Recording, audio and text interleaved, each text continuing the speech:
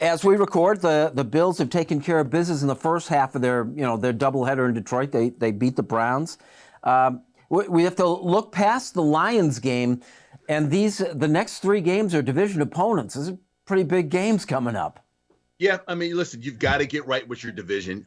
You've got to feel good about not only coming off a devastating sort of loss to Minnesota, getting right back into the juices again and running again and playing the way you did the following week, given the circumstances of the storm. I think a lot of people may not realize this, but the circumstances of the storm can actually bond a team, can actually bring them together. They're out of sorts. They didn't practice all that week before they took on the Browns. So then now you start looking at, okay, where we are at the division. You can't afford to lose any of these divisional games. You've got to beat the Jets. You've got to beat the Patriots. You've got to beat everybody that you face from this moment on all the way through in the division, almost more so than the other teams that you're going to face outside of the division.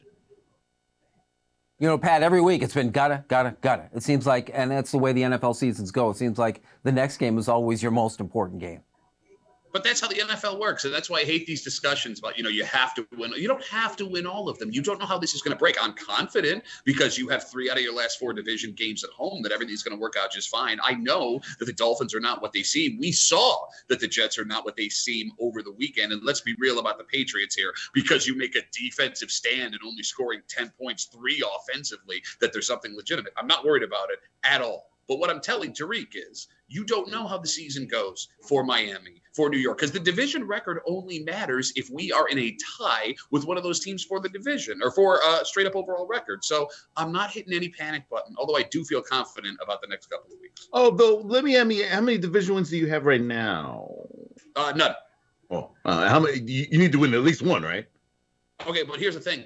Actually, you don't, because despite the fact that the Bills don't have a single division win, they're only half a game back of the Dolphins. So if the Dolphins are to lose to the Texans, the Bills beat the Lions, without a division win, the Bills would be in first place in their division. I rest my case in the lobby of a hotel in Detroit. It's still the surprising thing that this division got so tough, though. That the bottom team is 6-4 is shocking to me. I mean, yeah, they're not bad teams. I also think that when you're playing within each other in that division, there's not one really, really, really bad team. You know what I mean? So it's bound to happen. And we're seeing it across other conferences in the NFL, right? You look at the AFC West, you look at what's going on in the NFC North with one team running away with it. Like, it's not all that uncommon.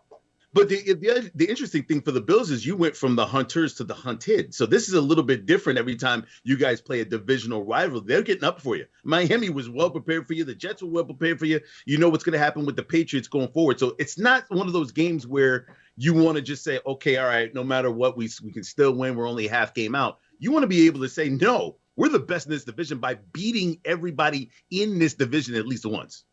Look, in a perfect world, you're absolutely right. But you look at the circumstances surrounding those 2 games, and I understand injuries happen to everybody. It was ridiculous. The Bills had 3 healthy wide receivers at one point in that Miami game. All right? Like, give it to me at home, show me a better roster, and then we could start talking, hunting, best team in the Isn't that your season, though? Your season is nothing but this is ridiculous. Snowstorm. We're full. Time runs out at the end of the game. That is your entire season has been, oh, man, you're not going to believe how this went down. I said it this morning in the break room when we were recapping the game that happened on Sunday. I am sick of being the lead national sports story of you're not going to believe what happened in the Bills, because it's happened 4 times this season. 4 times.